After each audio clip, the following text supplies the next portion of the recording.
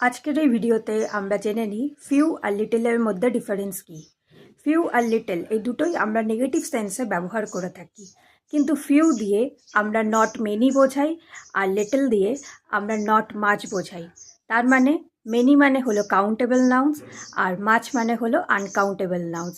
তাহলে এক্সাম্পলের মাধ্যমে আমরা কিছু ডিফারেন্সগুলো দেখে নিই যে ফিউ আর লিটলের মধ্যে কী কী ডিফারেন্স রয়েছে।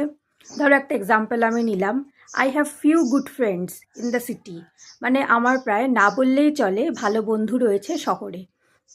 নেক্সট যদি আমি আরেকটা এক্সাম্পল বলি, দেয়ার আর ফিউ অনেস্ট পলিটিশিয়ানস লেফট, মানে প্রায় ন্যায়ের বরাবর সৎ পলিটিশিয়ান রয়েছে আমাদের দেশে। তাহলে এইগুলো হলো ফিউ এর ব্যবহার। ফিউ দিয়ে আমরা কি পলিটিশিয়ানস আর কি ফ্রেন্ডস, এই দুটো নাউন আমরা ব্যবহার করলাম যেগুলো কিন্তু কাউন্টেবল। এবার আমরা লিটলের কিছু এক্সাম্পল দেখে নিই।